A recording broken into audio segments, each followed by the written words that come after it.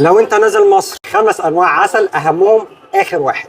العسل الترند واللي عامل حكايات كتير، العسل الابيض الروسي بيبقى فيه نسبه كالسيوم عاليه، مهم للعظام، بنديه للاطفال او الناس اللي عندها مشكله في العظام. وتعالى اقول لك على التاني. وده بقى عسل السدر. عسل السدر مش محتاج ان انا اتكلم عنه، بس اللي لازم اتكلم عنه ان ده انقى درجه عسل سدر بعد حضرمي الكهوف مباشره.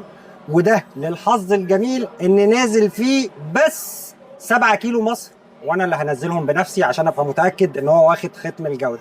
هو ممكن يكون غالي شويه، بس فوائده عظيمه للمناعه، مضادات الاكسده، نسب المالتي فيتامينز، تحفه بجميع الاحوال. تاخد منه بس معلقه شاي قبل النوم، يرفع لك المناعه ويظبط الدنيا كلها.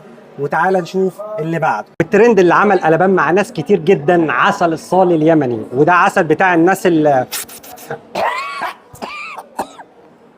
المدخنين، بيهدي اضطرابات الجهاز التنفسي، مذيب وطارد للبلغم، وموسع للشعب الهوائيه. ولو في حد مدخن ده بيشيل اثار التدخين بالكامل.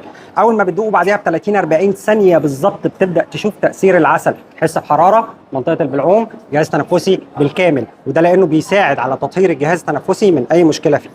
ده بيقلل اثار التدخين، بس مش هيخليك تبطل تدخين، لان قرار تبطيل التدخين ده بتاعك انت. تعال نشوف اللي بعده. وده بقى عسل لزوم المزاج. الناس المزاجنجيه اللي بتحب تفطر حاجه رايقه، تاخد معلقه من ده بشويه المكسرات اللي فيه، تحطهم على الاوتس او على الشوفان، او معلقه كل يوم الصبح لوحده كده.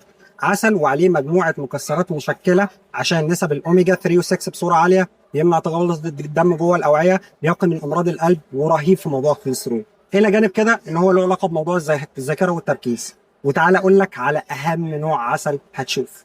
واخر حاجه واهم حاجه، زي ما انتوا عارفين ان انت لازم تروق على نفسك. ما هو مش معقول هتبقى واخد الهدايا دي كلها لاصحابك ومراتك واولادك واخواتك وما تجيش على نفسك. لازم تاخد لنفسك خلطه اسمها خلطه الزون، ودي اتكلمت عنها بالتفصيل الممل في احد الفيديوهات، ممكن اسيب لك اللينك في الديسكريبشن.